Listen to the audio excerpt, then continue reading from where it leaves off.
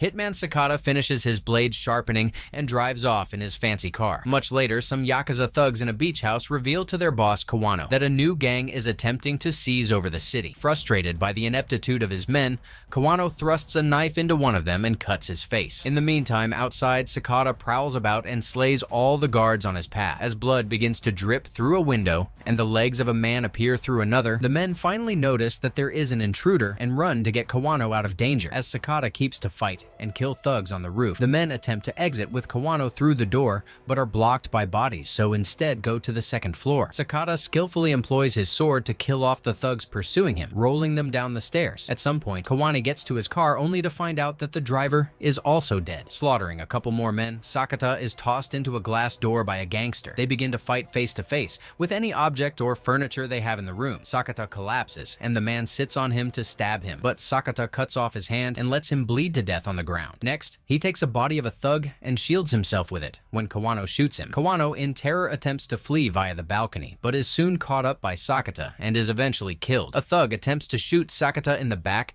but is killed by Sakata first by his handler Fujita. Fujita pays Sakata to carry out this task on their way out and urges him not to retire, but Sakata declines since family is his first priority at this moment. Somebody in the shadows sees all this. Sakata then returns to his wife Aoi and his daughter Rio and takes a shower before dinner. As Sakata is changing, he overhears his family screaming and sees some men wearing demon masks around his family. They appreciate Sakata getting rid of the gang of Kawano since nowadays their organization, named Kimengumi, is free to dominate the city. Sakata grabs the man who is holding Rio and prepares to shoot him, but freezes after another thug shoots something on the table. Then, the man begins to beat Sakata up on the floor. Rio implores the guy to spare her father, so Aoi hurries to clear a path to save her own life by pleading with tears. A man wearies of her crying and shoots her in the head. The enraged Sakata orders Rio to flee before he assaults the outsiders, but a man shoots the girl. As Sakata breaks down, the gang leader tells him that a demon walks the city and takes somebody every 50 years to go on a murdering spree. It is the task of the Kimengumi to guard the city against such demon, but Sakata still threatens to kill them all someday. The man tells them they will wait until that day to shoot Sakata as well. The police soon locate the family and are led to believe that Sakata shot Rio and Aoi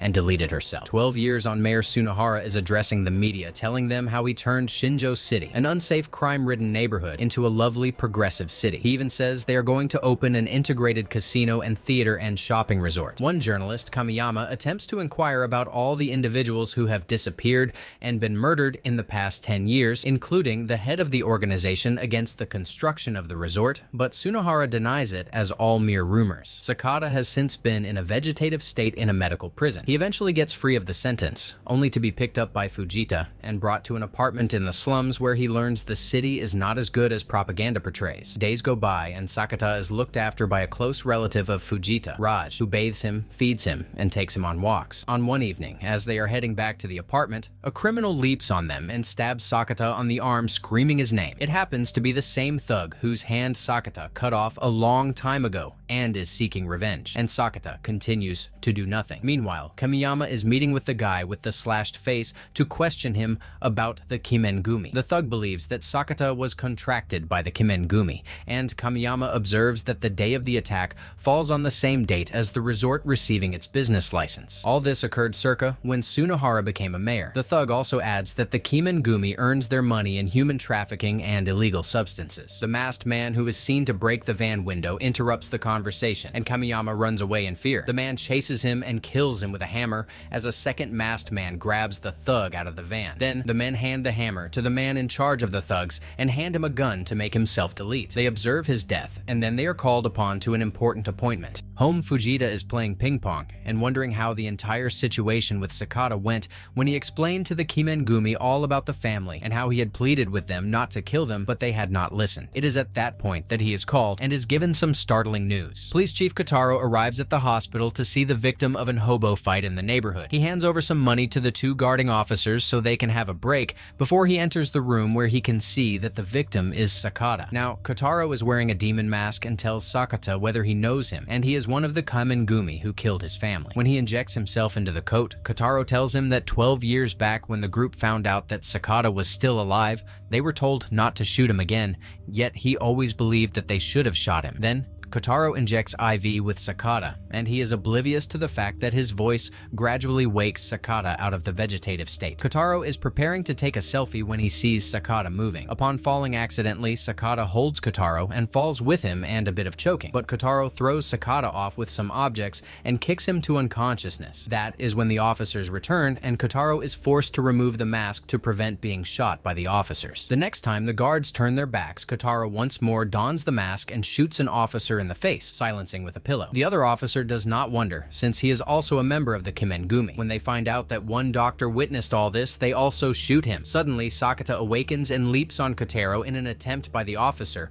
who then attempts to protect his boss, and this causes the three of them to get into a fight. The officer becomes trapped between the wall and the bed as Kotaro continues kicking Sakata, who succeeds in hitting the head of his enemy and then attempts to use the IV line to choke him. Kotaro protects himself, and during it, they push the officer through the window. Then, Sakata reattempts the IV line, and as Kotaro removes it, Sakata completes strangling him with bed sheets. After Fujita and Raj reach the hospital, they are horrified to see Sakata make an exit. On his way out, he gets some food, and this reminds him of how his family died, which increases his appetite to revenge. The Kimengumi, including the guys who work in the illegal factory and transport the girls to sell them, is informed about the revival of Sakata. This pleases the leader and refers to Sakata as a demon roaming in the city, and thus he begins dancing in celebration with an ancient ritual. Soon, Fujita gets the call of the Kimengumi, requesting him to deliver the dead body of Sakata. The gang takes off to the factory with the body of Sakata being dumped, and then the bag is thrown into the ground, and Fujita and Raj go. After the bag is placed on a conveyor machine, Sakata walks out of the room by punching one of the guards. On the cameras, the factory owner Takamoto notices Sakata fighting with a group of his workers, and he also warns the guard in charge of the gate, and he opens fire on the van. Raj is killed immediately, but Fujita is not killed, receives only a shot, and shoots the guards back. Once Takamoto drinks his product, he wears a mask to identify him as among the murderers of Sakata family. Meanwhile, Sakata traverses the various locations in the factory, killing all the thugs that stand on his path by wielding against them things he encounters,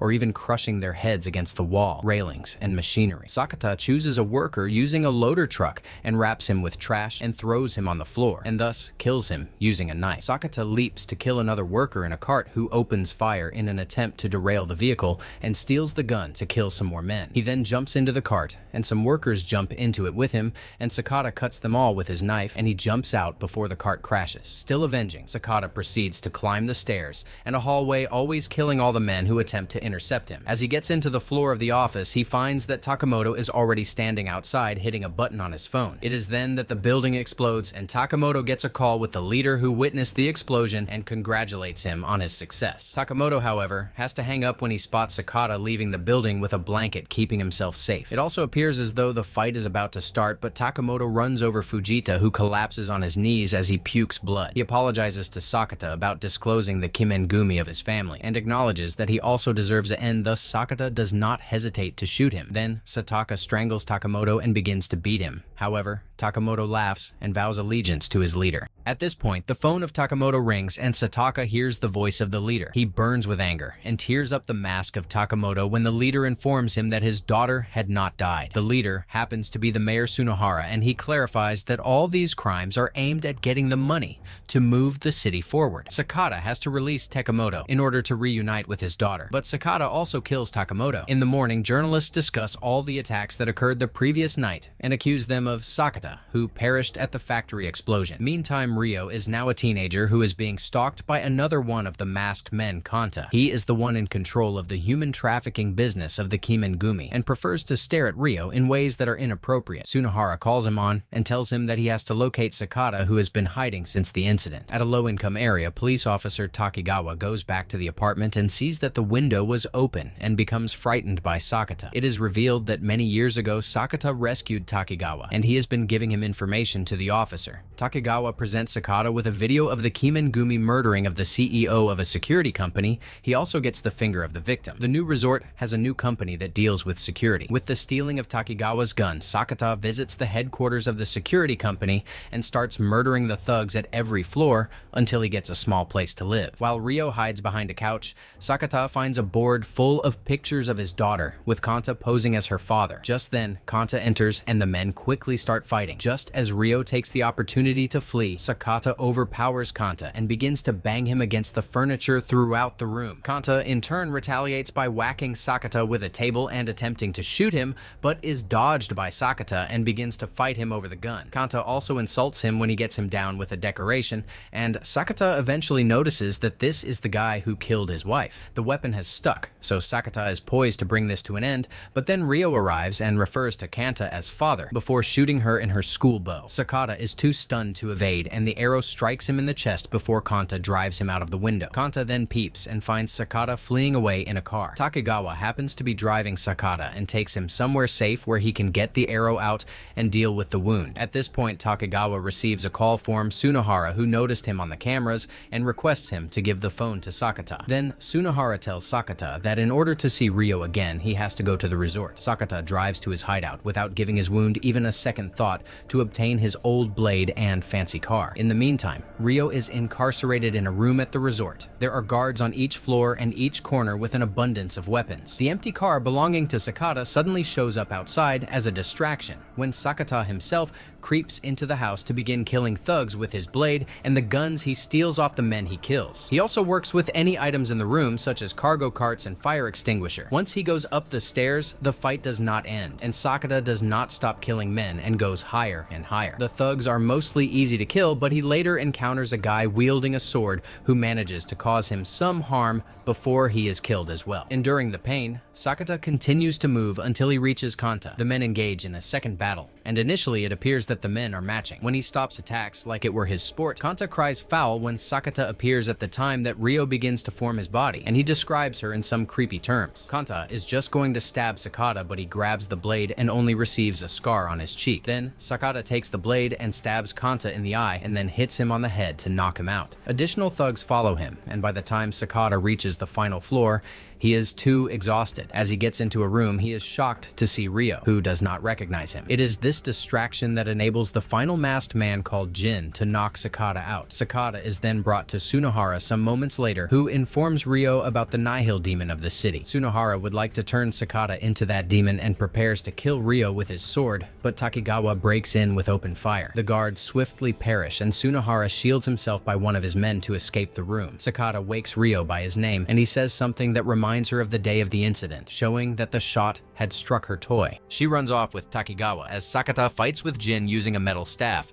Tsunohara returns to witness how Jin easily overpowers Sakata, who is only able to give him a few hits and strikes as Jin keeps battering him. But with plenty of effort, Sakata discovers a gap and stabs Jin before dumping him on the stairs. Then Tsunohara removes the mask that Jin was wearing, showing that he is actually his twin brother, except that Jin has a burn mark on his face. It is revealed in a flashback that they used to be separated when they were children, but the moment they met together, Jin would kill to get Tsunohara. In the meantime, Takigawa is attempting to walk out of the building with Ryo, who resolves to return to save her father. Sakata, having donned his mask, Tsunohara begins dueling with him using his sword. Sakata is already badly wounded, so Tsunohara can easily slice the man until he disembowels Sakata with his free hand. This is not enough to halt Sakata, who continues to pull his frail body towards throwing more hits. Tsunohara defends himself against all of his hits, and is nonetheless excited since he sees that Sakata has indeed become the demon of the city. They both suddenly assault each other and stab each other simultaneously, so Sakata takes the opportunity to unmask Tsunohara and ends him with a blow to the head. Sakata rolls down the stairs then and realizes that Ryo has witnessed it all. She attempts to get closer, but just then, Kanta returns to shoot Sakata. We then see Kanta attempting to reconcile with Ryo, who now has nothing to do with him now that she is reminded that he killed her mom. He pleads with her, and Sakata comes out behind him to ultimately stab him with his sword. Sakata falls into the arms of Ryo and says a couple of loving words before passing away. Later in the day, the police, firefighters, and doctors are present to remove all the bodies and injured individuals. Jin is one of them, and he is still alive. Ryo is instructed to wait in the ambulance, but when everybody is distracted, she elopes. 1 year later, Jin is masquerading himself as his brother and wins the elections because he sympathizes with his scar. During an interview, Jin puts on the mask of the leader and conducts a ritual in a Shinto shrine in a forest. At this point, Ryo arrives and shoots Jin many times with arrows until he dies. Then she drives off in her father's car with a family photo.